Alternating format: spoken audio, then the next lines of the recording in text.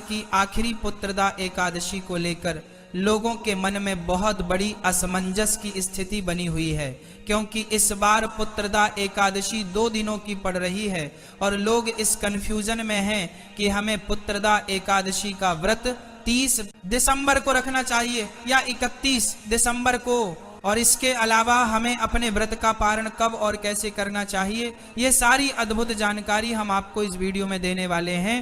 भक्तों, यह वह एकादशी है जिसके व्रत को रखने से संतान प्राप्ति, वंश वृद्धि और संतान से जुड़ी हुई समस्याओं से छुटकारा मिलता है। पूरे साल में 2 पुत्रदा एकादशी पड़ती हैं, जिनमें से एक श्रावण महीने में और दूसरी पौष महीने में होती है। भक्तों, अब हम जान लेते हैं कि इस बार पुत्रदा एकादशी का व्रत किस दिन रखा जाएगा और आपको किस दिन व्रत रखना चाहिए। भक्तों, इस बार पुत्रदा एकादशी की तिथि की शुरुआत 30 दिसंबर मंगलवार को सुबह 7:51 पर होगी और एकादशी तिथि की समाप्ति 31 दिसंबर बुधवार को सुबह 5 बजे होगी। भक्तों, यहाँ देखा जाए तो एकादशी तिथि 30 दिसंबर को पूरे दिन रहेगी और 31 दिसंबर को सुबह 5 बजे समाप्त हो जाएगी, जिसके बाद द्वादशी तिथि लग जाएगी। वैसे तो एकादशी का व्रत 30 दिसंबर मंगलवार को ही रखना चाहिए, क्योंकि इसी दिन पूरे दिन एकादशी रहेगी, लेकिन हमारे शास्त्रों में यह भी बताया गया है कि कई बार 2 प्रकार की एकादशी होती हैं। पहली वह एकादशी जो दशमी के बाद आती है, जिसे दशमी युक्त एकादशी कहते हैं, और दूसरी वह एकादशी जिसके बाद द्वादशी तिथि लगती है, जिसे द्वादशी तिथि युक्त एकादशी कहा जाता है। और शास्त्रों में द्वादशी तिथि युक्त एकादशी का व्रत अधिक फलदायी माना गया है। भक्तों, अब यह आपके ऊपर निर्भर करता है कि आप कौन सा व्रत रखना चाहते हैं, क्योंकि सामान्य रूप से 30 दिसंबर 2025 का एकादशी व्रत है, लेकिन कुछ लोग 31 दिसंबर 2025 को भी एकादशी का व्रत रखेंगे।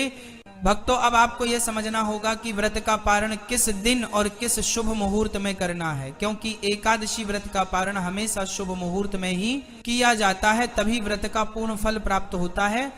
भक्तों, जो लोग 30 दिसंबर मंगलवार को एकादशी का व्रत रख रहे हैं, उन्हें अपने व्रत का पारण 31 दिसंबर बुधवार को दोपहर 1:26 से लेकर दोपहर 3:31 के बीच करना चाहिए, क्योंकि इस दिन द्वादशी तिथि भी होगी और हरिवासर का समय सुबह तक रहेगा।